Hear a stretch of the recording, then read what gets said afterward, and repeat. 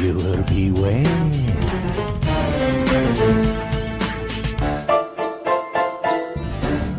Ooga chaka, ooga chaka, ooga ooga ooga chaka.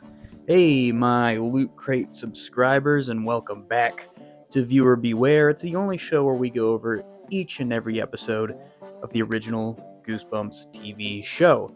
And today, we are watching The Barking Ghost.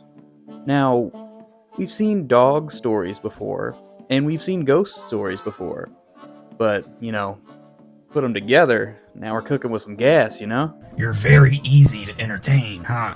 That I am. And I'm sorry if Pirate Dog Ghost Shapeshifter isn't highbrow enough for your sensibilities, but down here in the real world, we love to see it. All the pirates could be cool. Ah, I knew it. I knew you'd love it. Anyway, The Barking Ghost is the story of a kid that moves into a new town and hears mysterious noises and hijinks ensue. Sure, we've seen it before, but have we seen it with dogs portaling through walls? I really don't think so. So, let's get dog ghosty, doggy style.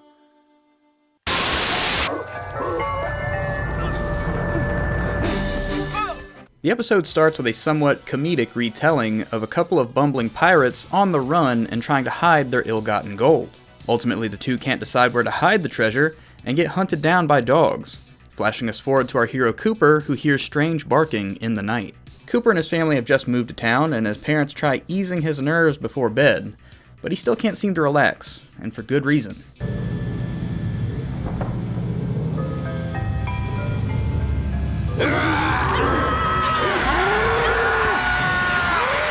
Cooper's older brother Mickey was apparently hiding under his bed specifically to prank him with a werewolf mask. The dogs barking outside were just an added bonus. He started it! I didn't do anything, he just started freaking out. I don't care who started it. The next morning, Mickey is in the backyard getting absolutely shredded. What are those, 10 pounds? Just a total bicep blast.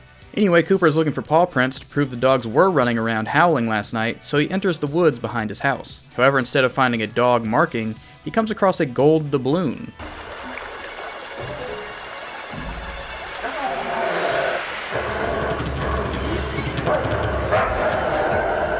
The dog reflection paired with the mystery push sends him into a panic until he trips and falls, meeting Fergie, who is immediately suspicious and creepy. I live on the other side of the woods.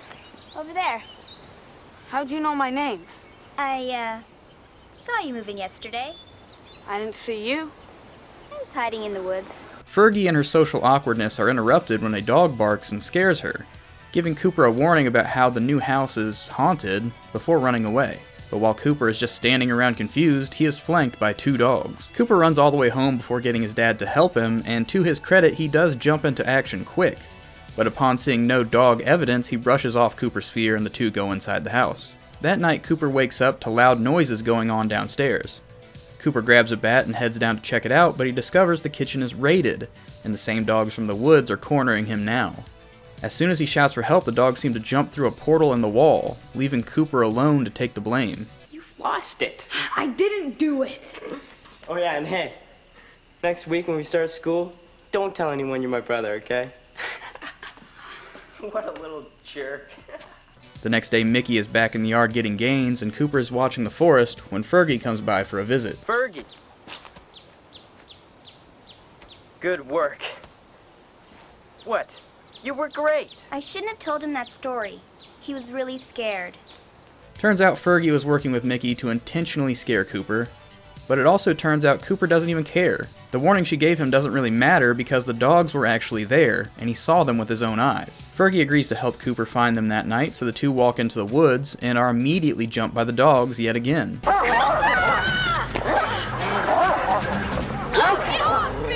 However, after knocking Cooper down and tugging on Fergie's jacket, it seems like the dogs aren't interested in attacking, they just want the kids to follow them.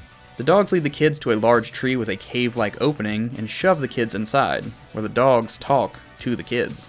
Listen carefully and we shall tell you all you need to know. We are not dogs. But... Silence! Silence in the changing tree. Turns out the changing tree has the mystical abilities to change bodies of whoever goes inside. The 2 pirates from the intro were pushed in there by dogs and then swapped bodies centuries ago, becoming ghost dogs. We can only assume their original pirate bodies, which now had dog brains, walked out of the tree and died immediately. But now the pirates take the bodies of Cooper and Fergie, leaving the kids in the dog bodies. Still able to telepathically communicate, the dog children rush to their original bodies, which we see are acting like feral hobos at the dinner table. Touch that, and you'll be drawing back a bloody stump. The dogs are watching from outside the window before they rush to the dinner table and eat all the food. After the parents shoo the dogs away, the pirate kids and Mickey rush after them into the woods. But the pirates and Mickey are apparently not the smartest though, because in their search for the dogs, the 3 end up standing right in front of the changing tree and get shoved in, reversing the body switch, for the most part. All right, It worked! let's get out of here and never come near here again. Right.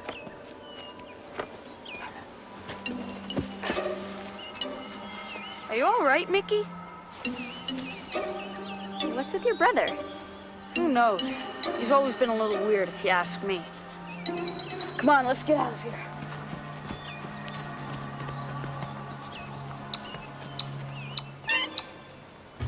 Hey, Cooper, you weasel. Don't leave me here. What am I gonna do? You gotta help me, Cooper. This isn't funny anymore. So Mickey's a chipmunk now. But at least Cooper and Fergie are back to normal. And I guess wouldn't the pirates also be back into the dog ghost bodies? So nothing really got solved. Now Cooper has to go to his parents and explain, there are 2 ghost pirates in the bodies of ghost dogs that are still gonna be, coming around every night. And also, Mickey is a chipmunk. I always thought Mickey was a mouse. Is my mic muted? Anyway, the dynamic of the episode is pretty different from the book, as in the book there's no mention of pirates at all. In the book there's no doubloons, there's no pirate backstory. The only backstory we get on the dogs is that they used to be people. And I mean, it's really obvious the pirate thing was kind of tagged on because it doesn't really matter. Nothing about who the dogs were before they were dogs is really addressed in any significant way. In fact, it's pretty weird that they took that pirate angle because in the book they had more scenes of Mickey being sort of an antagonistic older brother character to Cooper, and he's one of the highlights of the episode. Mickey is like the perfect encapsulation of what it meant to be an older brother in a 90s kids show. He was a bully, he was antagonistic, he was super too cool for school with all the weightlifting, he immediately pulled chicks as he met up with Fergie when they were moving in. He's just, he's that guy, Everyone needs a bully older brother. Look how well adjusted you turned out. Loser. Anyway, Barking Ghost is a fun episode. It just kind of over-meddles with the plot by adding in this pirate element that didn't really need to be there, and kind of took time away from more character building with the kids, which probably would have been better suited for this episode. And for that, I'm going to have to give this 3.5 bumps out of 5. Check it out. Especially if you think that your dog may or may not be a ghost. Maybe set up a few nanny cams, see if they jump through a wall, eat all your potato chips. It's been known to happen. Also, stay away from any trees that are big enough to crawl into, because that's bad juju anyway. I mean, I think they call it a fae trap. But, watch out for that. I'll see you guys next time. Stay out of the trees. Bye-bye. Also, hey, if you're still here, subscribe for me, please. That would be nice.